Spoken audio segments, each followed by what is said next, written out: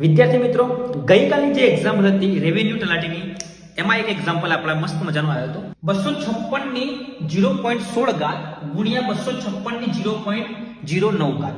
હવે આ એક્ઝામ્પલ છે ને એ 8મા ધોરણ 9મા ધોરણના બેઝિક કોન્સેપ્ટ પર છે.